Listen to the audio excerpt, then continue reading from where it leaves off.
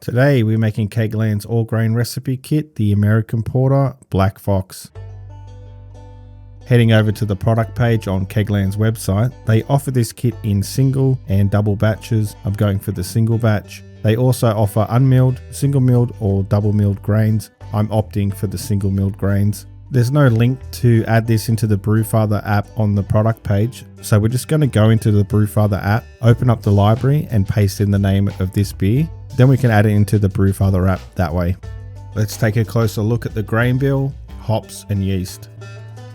The grain bill for this recipe includes 4 kilograms of American ale malt, 500 grams of Carafa 3, 500 grams of caramel rye, 500 grams of Cara Munich 2, 500 grams of flaked barley.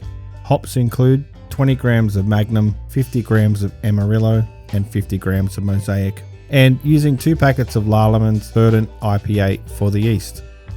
Included in the kit you'll get this bag of milled or unmilled grains, 1 kilogram of rolled / flaked barley, all the required hops, and the Verdant IPA yeast.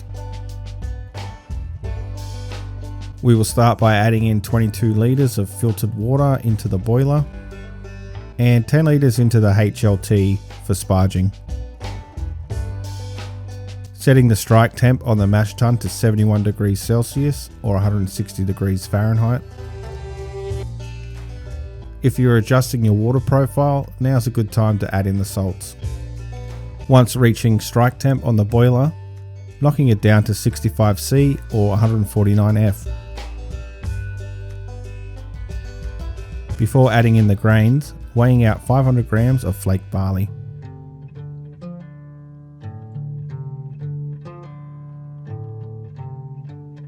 Slowly adding in the grain while giving it a mix, preventing any dough balls clumping together.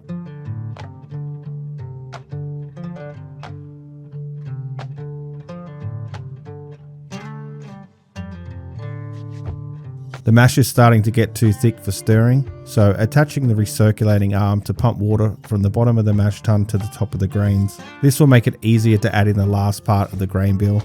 Mashing for 60 minutes while stirring every 15 minutes.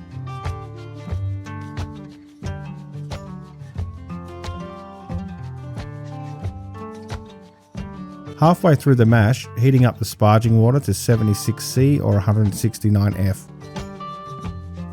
After the 60-minute mash, turning up the boiler to 75C or 167F and mashing out for 15 minutes. 15 minutes later, removing the recirculating arm and making an absolute mess. Better clean that up before it gets too sticky. Lifting up the mash tun and draining out the residual liquids. Now sparging the grains from the HLT until reaching a pre-boil volume of 28 litres.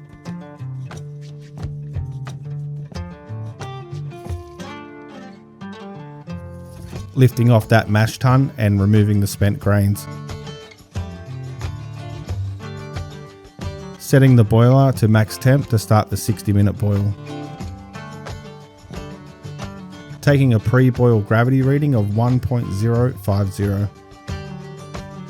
Weighing out 20 grams of Magnum hops. Once hitting the rolling boil, adding in the hop spider and the 20 grams of Magnum hops.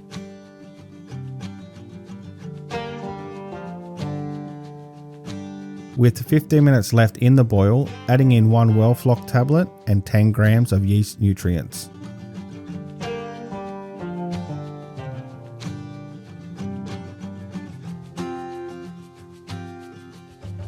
"60-minute boil is completed, turning off the heat and letting it cool to 80C or 176F for the 10-minute hop stand. For the 10-minute hop stand, adding in 50 grams each of Amarillo and Mosaic hops.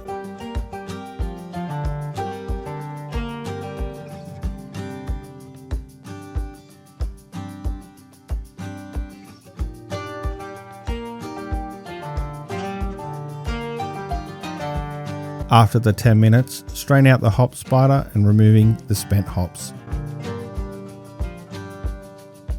taking a post-boil gravity reading of 1.058. Usually at this time I will run the wort through the plate chiller, but either the wort was too thick or I had some grain stuck in the pump, but something was blocking that and I couldn't pump the wort. So going to go old school on this one and let the wort cool naturally overnight. Can't use the pressure fermenter because it won't handle that heat, so I'm using an old fermenter that can handle the higher temps. Making sure it's properly sanitized, then letting gravity do the work transferring the wort into the fermenter.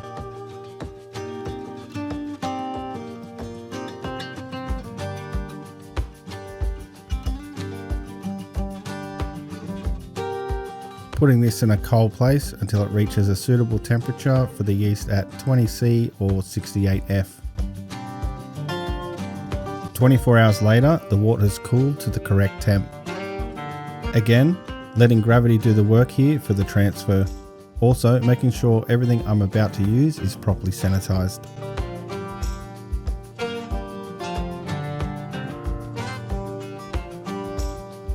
Adding in the 2 packets of yeast.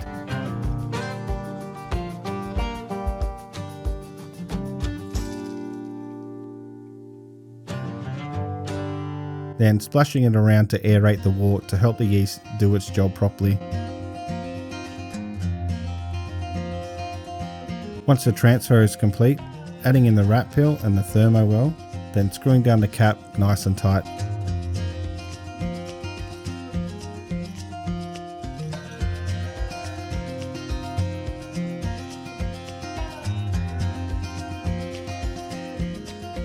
Then throwing it into the fermenter fridge where it will live for the next 14 days.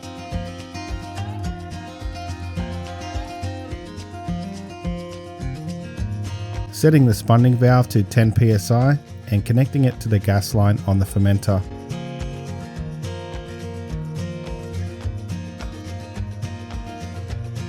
It's still a bit cold here, so I'll throw in the heat belt on the top shelf to help control the temps. I'll set the fermenter fridge to hover around the 20 degrees C.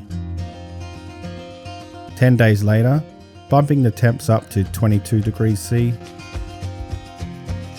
And 2 more days later, we're looking pretty good and it's time to cold crash this beer. Setting the fridge to 1 degree C and letting that crash for the next couple of days. Looking at the data from the rat pill in the Brewfather app, you can see the yeast kicked off pretty early. It had almost done all of the work in the first 2 days. Also in the Brewfather app, you can see a whole bunch of other brew day stats for homebrew nerds like me to keep track of. So if you're in the market for homebrew software, please consider supporting the channel by using the affiliate link in the description below. You will also gain access to an endless amount of recipes in the Brewfather library. Alright, 2 days later and it's time to get this beer into the keg.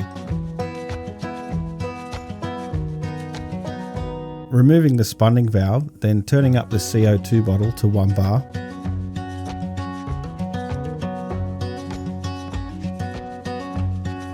Connecting the CO2 to the gas line on the fermenter. Now connecting the beer line from the fermenter to the beer line on the keg.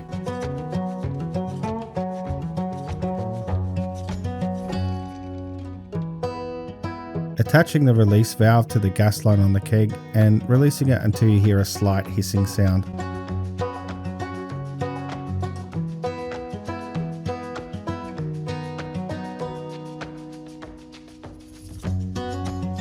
Once beer hits the valve or run out of beer from the fermenter, pop off that valve and remove the beer line from the keg.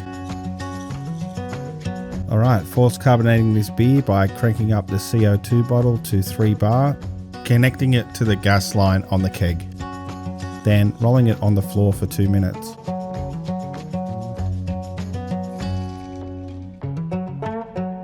After carbonating, release the excess pressure from the keg and connect it up in the keg fridge.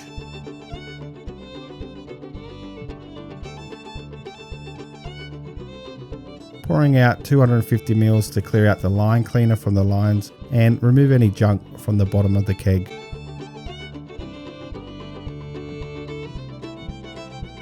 Ready to pour and taste the first beer.